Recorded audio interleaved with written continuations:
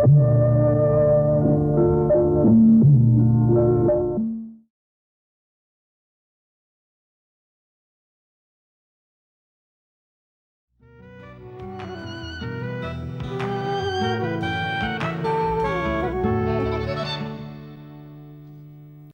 and welcome to my series of conversations with men and women whose ideas, vision and philosophy define our contemporary world.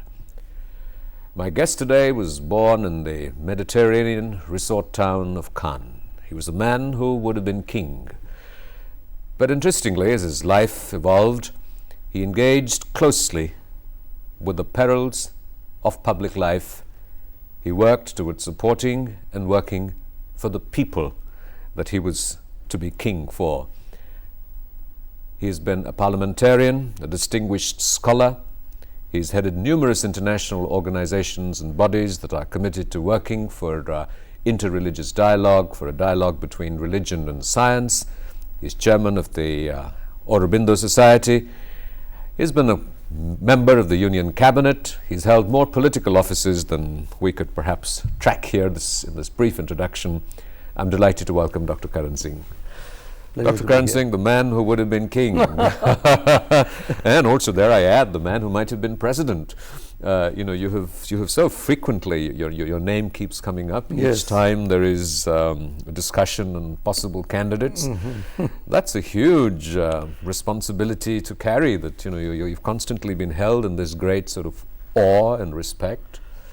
Well, all I can say is that I have been lucky, particularly lucky that I didn't become king, because I would have thought that would be very constricting and restraining.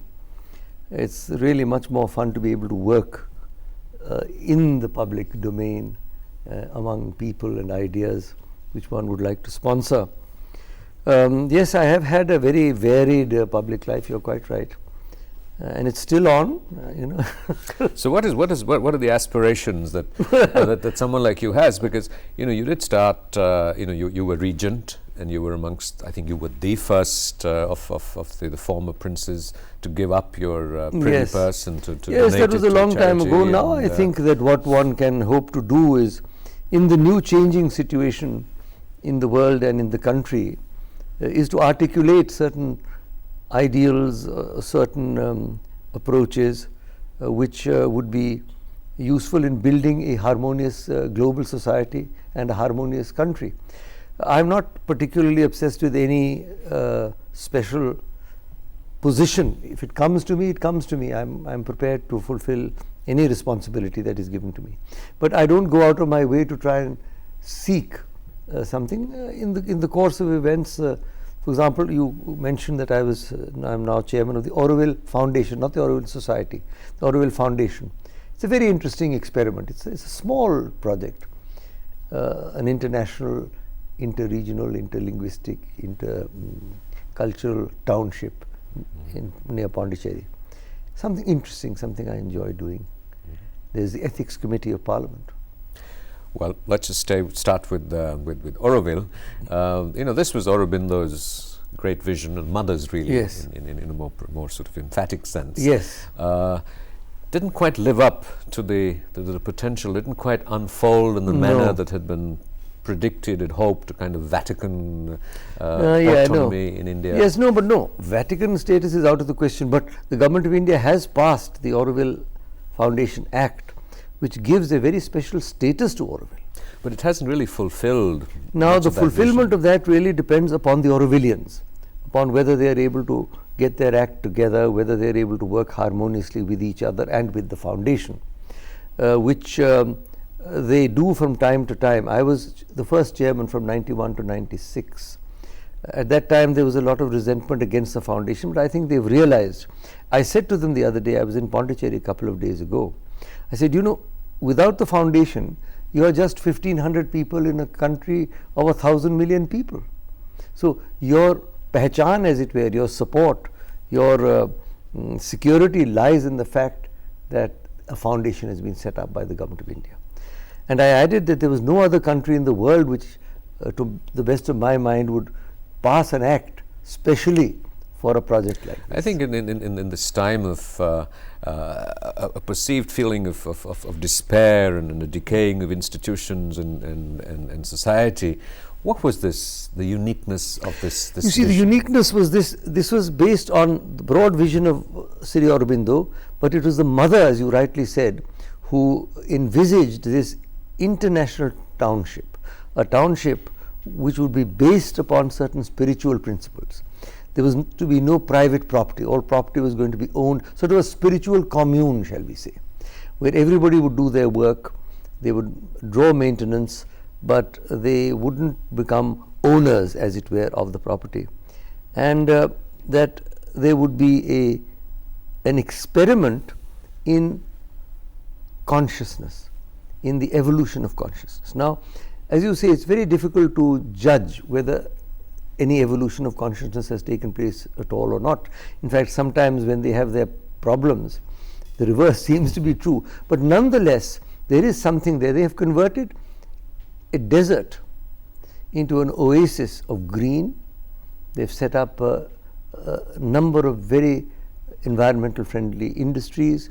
Those are sort of the more sort of physical parameters, yes, of this. But what is this experiment in consciousness? This experiment, you're an authority on Aurobindo. You've done you did a PhD on that. But I think that the whole point is that Sri Aurobindo and the mother believed that humanity was on the threshold of a new leap in consciousness, which would be superior, which would be above the normal level of human consciousness. So the supra-consciousness. The supra-consciousness. And that the Auroville was an experiment, was a workshop where a laboratory, if you like, where this sort of consciousness, there is, mind you, the Aurobindo ashram.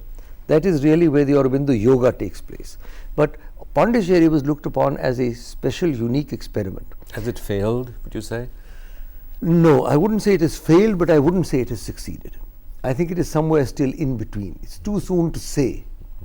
You know, everything takes time. You remember when the French, the great intellectual who was the Minister for Education, asked André Malraux, asked Zhou Enlai, Mr. Secretary, what do you think of the French Revolution? He thought for a while, and he said, it's too soon to say. so it's a question of time. I'm not going that far back, but I think it is too soon to say. I think Auroville needs another 15-20 years before we can assess it. And even then, Rajiv, consciousness is such an abstract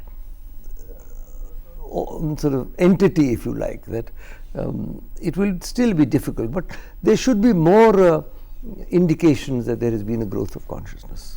You know, as someone, I have to confess that in my own readings of Aurobindo, I have found him somewhat obscure and difficult to comprehend the many nuances of his teaching. Would it be sort of outrageous to ask you to give us a brief, sort of like the Americans do, a 101 on, what is the essential uniqueness of Aurobindo's philosophy? He is an evolutionary philosopher. He believes that the human being is an intermediate creature, halfway between the animal and the divine. And he feels that now, for the first time, with the advent of human beings, there is a creature on earth who can,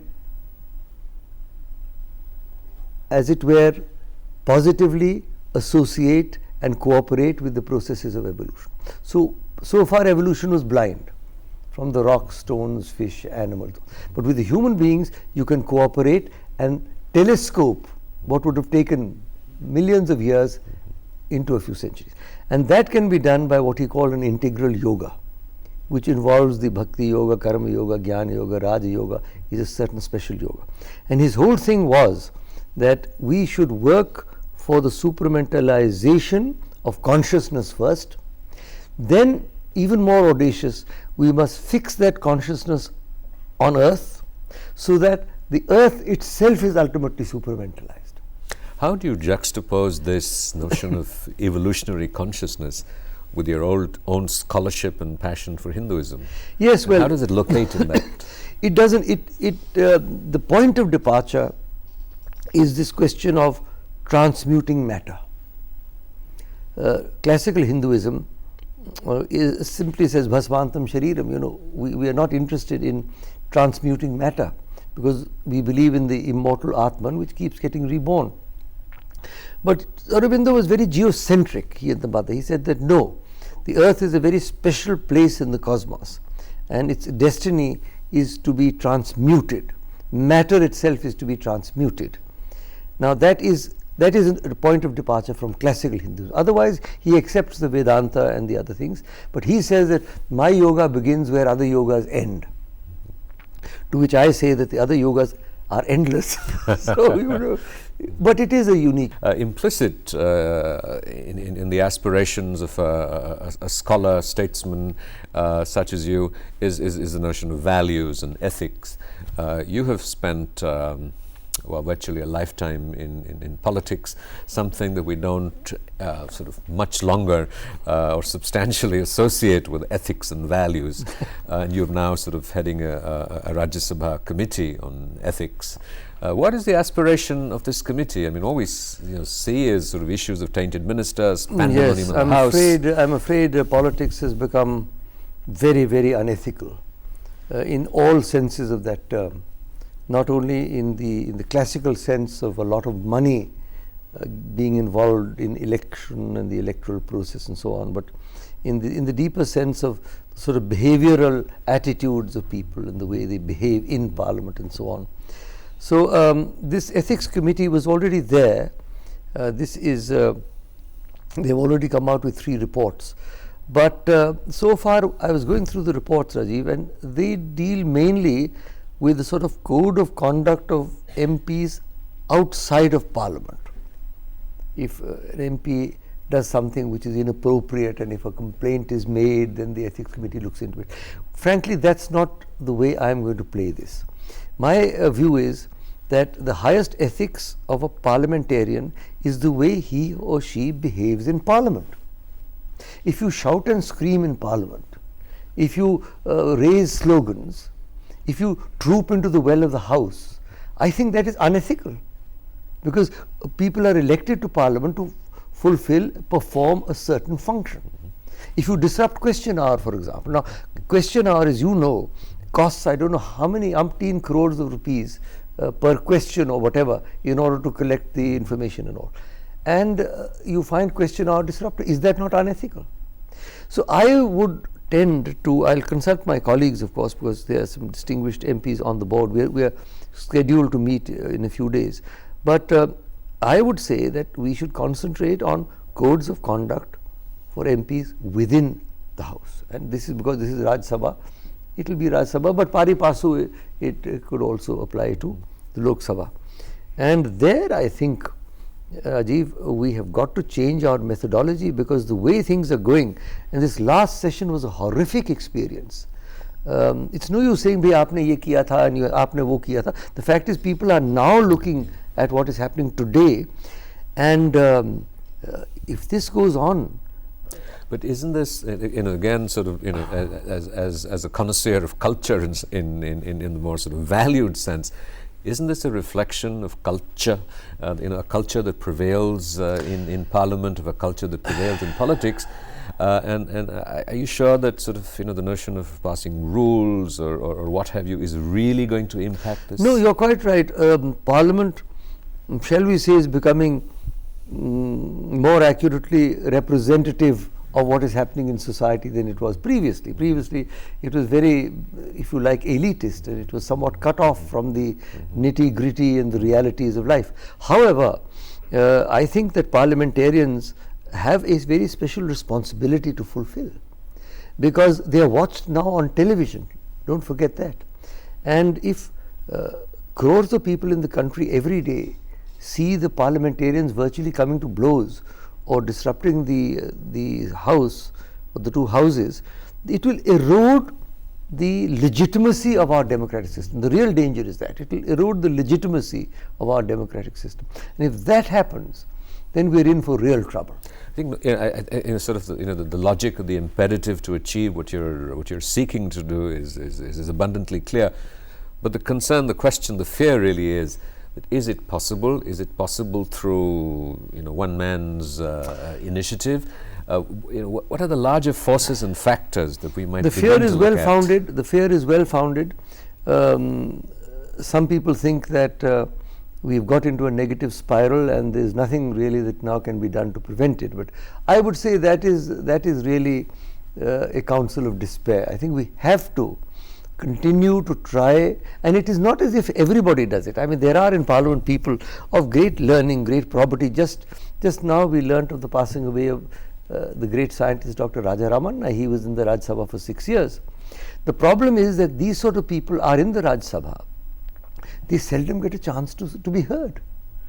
We have scientists, we have intellectuals in the Rajya Sabha who are there because of their individual achievements.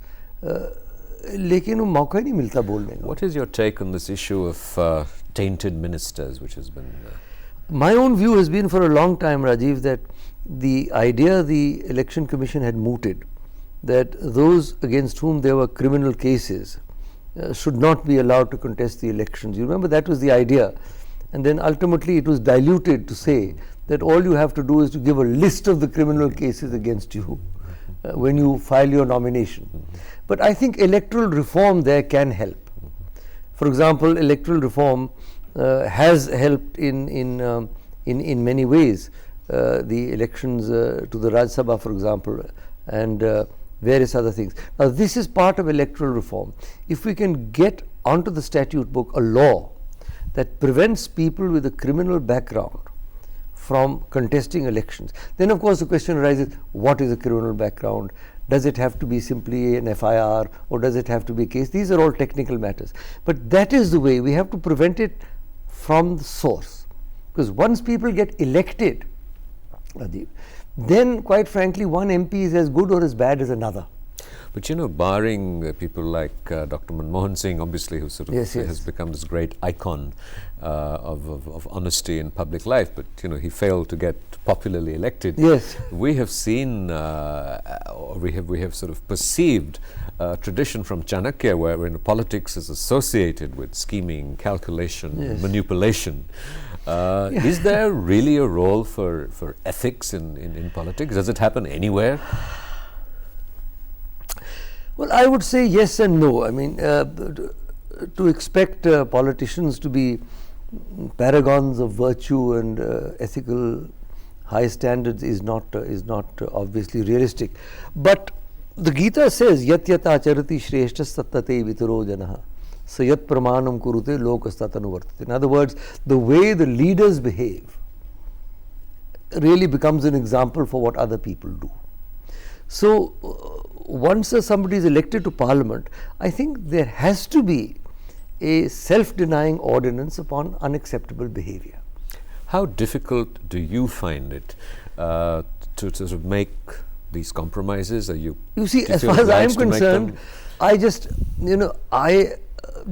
sit, as I said, I am a trained speaker and I am a trained singer, but I am not a trained shouter. So we just sit silently and watch the tamasha. Not just what happens in Parliament, but outside the entire process that circumscribes political public life. That brings in the broader question of social values, and there I am afraid, if you saw the list of corrupt countries, we are 88th or something out of 150. But how do you resolve your personal commitment to integrity, to surviving in the political system? But personal commitment simply I resolve by not being corrupt myself. I mean, for example, I was a minister for 10 years. I didn't draw any salary, and I lived in my own house. No big deal because I've got a nice house. But nonetheless, that sort of thing one does, and one tries in one's own public life to give rather than take. But if you are in that position, that's all one can do personally. You can't do anything more.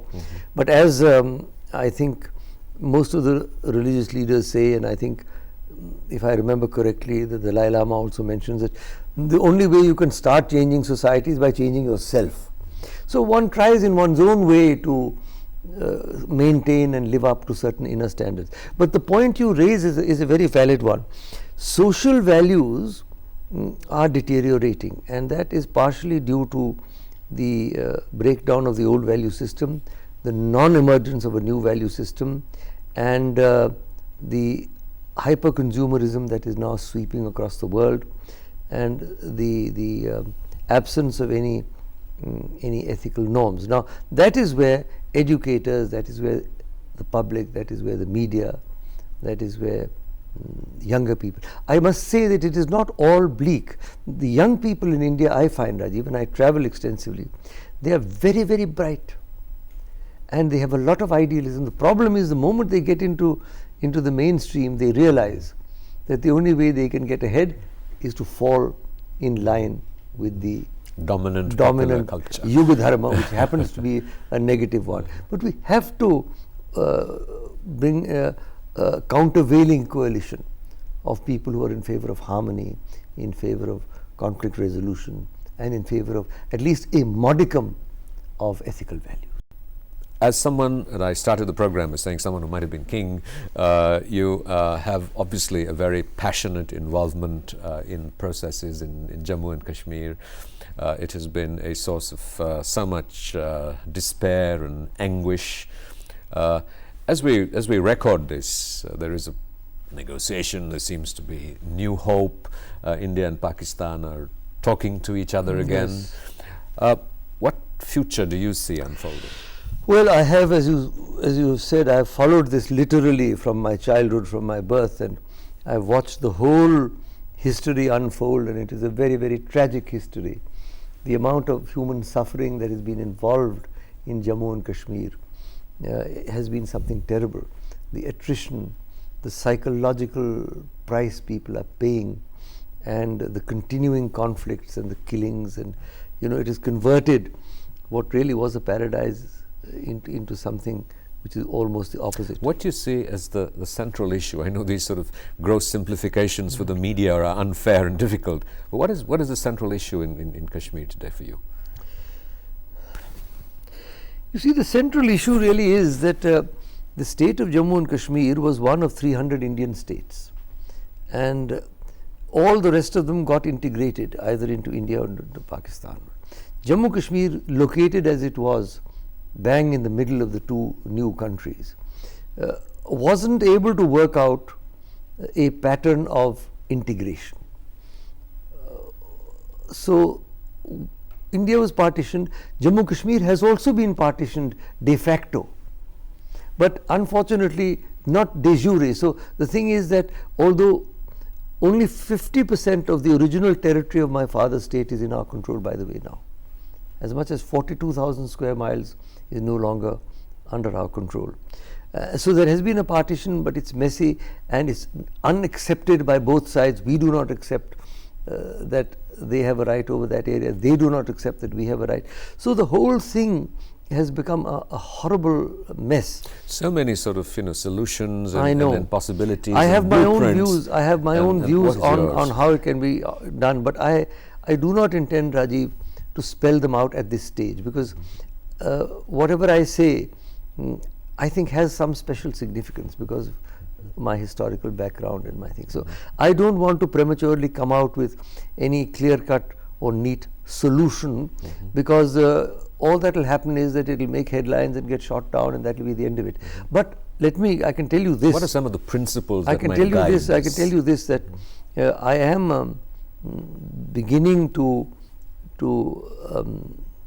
exchange views with now that we've got a Congress government in power, because 6 or 7 years there was a BJP government. They were not interested in my views, and before that also. But now, with this new atmosphere that you speak of, with the global compulsions that are developing, with the pressure that is on Musharraf also, with our own desire, there is some glimmer of light at the end of the tunnel, and I will certainly try and help. That's all I'd like to say at this stage. I would like to help, and my views, my suggestions will be available, and perhaps a little later down the road we may talk about that in some detail. But at this stage I'd simply like to say that yes, I am deeply concerned and worried, and yes, I have got certain ideas as to what should be done, and yes, I am beginning now to discuss those ideas with the people who matter. You've had an empathetic relationship with the people of Jammu and Kashmir, and certainly on the Indian side. Have you interacted with people on the other side of the line of control? No, I haven't, as a matter of fact. I haven't ever met anybody from the other side of the line of control. And our side also, as you know, one of the basic features of the state is that it is a multi-regional state. It is not a homogeneous state. Even on our side now, we have Ladakh, which is, as you know, is culturally an extension of Tibet, a huge area. We have the Jammu region, which has got its own culture. And then you have the Kashmir Valley. The Kashmiriyat that you talk of is really confined to the Kashmir Valley, which has a majority of the population, but which is not the entire Jammu and Kashmir state. In fact, one of the problems we face is the shorthand of using the word Kashmir for Jammu and Kashmir. It's like if you were to tell a Scotsman that you're English, he'd say, no, I'm not English. I'm British, but I'm not English. A Welshman would say, I'm not English. Similarly, a Dogra would say, I'm not Kashmiri.